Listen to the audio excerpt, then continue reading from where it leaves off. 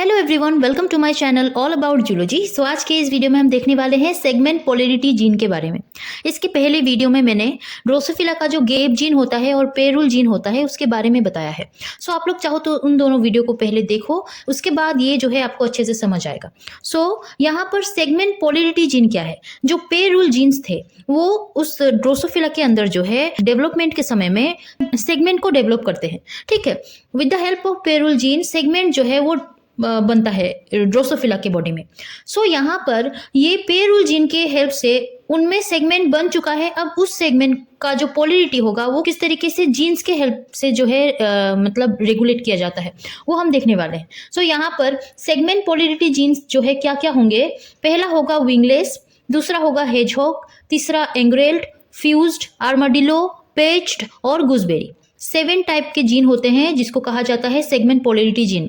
ठीक है, सो यहाँ पर हम जानते हैं ड्रोसोफिला के सेगमेंट में जो है 14 पैरा सेगमेंट प्रेजेंट होते हैं। पहले के वीडियो में हमने सारा कुछ पढ़ लिया है अबाउट सेगमेंट, पैरा सेगमेंट। सो यहाँ पर कहा गया है ये जीन्स के बारे में कि there mRNA and protein product divide the embryo into 14 segment wide units, establishing the periodicity of the embryo. These segments polarity genes start to function other cellularization code either for transcription factor or for component of the signaling machinery. These genes also encode protein that are constituents of the WNT and Hedgehog signaling pathway. Basically यहाँ पर simple होता है किस तरीके से polarity जो है maintain किया जाता है। हमें 2 सिग्नल पढ़ना होता है तभी हम देख पाएंगे किस तरीके से पोलैरिटी को मेंटेन किया जाता है। सो यहाँ पर 2 सिग्नल का नाम होता है WNT और Hedgehog सिग्नलिंग। इस वीडियो को बनाने से पहले मैंने Hedgehog सिग्नलिंग पाथवे और WNT पाथवे के बारे में जो है एक वीडियो बनाया है, मेरे चैनल में अपलोडेड है।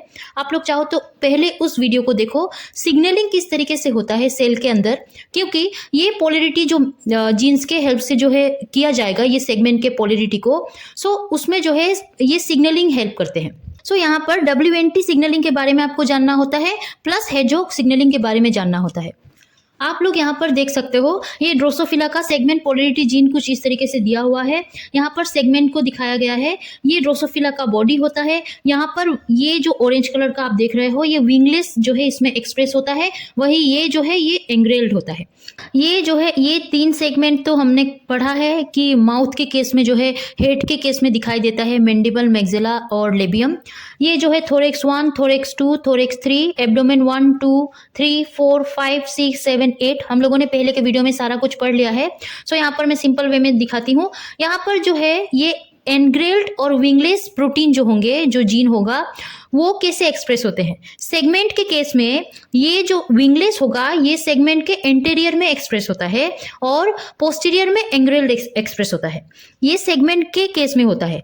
फिर से बताती हूँ, सेगमेंट के केस में एंटीरियर में विंगलेस एक्सप्रेस होता है और पोस्टीरियर में एंग्रेल्ड जो है एक्सप्रेस होता है। वही पैरा सेगमेंट के केस में ये विंगलेस पैरा सेगमेंट के पोस्टीरियर रीजन में एक्सप्रेस होगा और पैरा सेगमेंट के एंटीरियर रीजन में ये एंग्रेल्ड जो है ये एक्सप्रेस होता है, इसका ऑपोजिट होता है। ठीक है, सो हम सिग्नलिंग पाथवे को देखते हैं। आप लोगों ने अगर उस वीडियो को देखा है तो ये सिग्नलिंग अच्छे से जो है समझ आएगा। यहाँ पर देखो ये एक सेल होगा, ये दूसरा सेल होगा। ये सेल के पास ये विंगलेस प्रोटीन जो है इस तरीके से मतलब बनाया जाता है। ये विंगलेस प्रोटीन जो है बाहर निकलता है और दूसरे सेल के पास ये फ्रिजल रिसेप्टर प्रेजेंट होता है। ये फ्रिजल रिसेप्टर के पास ये विंगलेस प्रोटीन जाके बाइंड करता है। सो फ्रिजल रिसेप्टर हम लोगों ने कहाँ पर पढ़ा था? WNT सिग्नलिंग में पढ़ा था। सो या इस सेल में WNT सिग्नलिंग हो रहा है, वही इस सेल में हम देखेंगे कि हेजहॉग सिग्नलिंग हो रहा है। सो WNT के केस में अगर देखें तो विंगलेस प्रोटीन यहाँ पर जाके बाइंड होता है इस फ्रिजल रिसेप्टर के पास। जब ये फ्रिजल रिसेप्टर के साथ बाइंड करता है तो यहाँ पर डिसेबल प्रोटीन नाम का एक जो है प्रोटीन होता है वो एक्टिव हो जाता है, जिससे क्या होगा कि ये काइनेज GSK3 काइनेज जिसको ZW3 कहा गया है, इसको ये इनहिबिट करता है। ठीक है, मतलब ये बेसिकली आप उस पाथवे को देखना है ना, जब ये डिसेबल्ड प्रोटीन जो है ये एक्टिवेट होता है तब आर्माडिलो को फ्री करवाता है। ये आर्माडिलो को कहा गया है बीटा कैटेनिन और आर्माडिलो ये जो है फ्री होता है, जिससे ये न्यूक्लियस के अंदर जाता है और ट्रांसक्रिप्शन के थ्रू ये एंग्रेल्ड को बनाता है। एंग्रेल्ड अगेन हेजहॉग को एक्सप्रेस करता है। ये जो है हेजहॉग है, हेजहॉग। अब ये हेजहॉग कहाँ पर हम लोगों ने देखा था? हेजहॉग सिग्नलिंग में। सो ये सेल में जो है हेजहॉग सिग्नलिंग हो रहा है।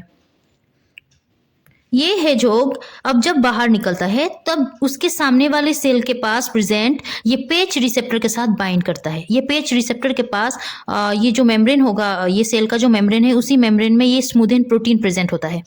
पेच रिसेप्टर को जब ये एचएस प्रोटीन बाइंड करता है तब ये स्मूदेन प्रोटीन भी एक्टिवेट होता है, जिससे क्या होता है कि क्यूबिटस इंटरप्टस जो है CI ये जो है एक्टिवेट होता है, जिससे ये न्यूक्लियस के अंदर जाता है और न्यूक्लियस के अंदर जो प्रेजेंट टारगेट जीन के पास जाके ये बाइंड करता है, उससे ये विंगलेस प्रोटीन को बनाता है। अगेन विंगलेस प्रोटीन बाहर निकलता है, इस तरीके से दूसरे सेल में प्रेजेंट फ्रिजल रिसेप्टर के साथ बाइंड करता है।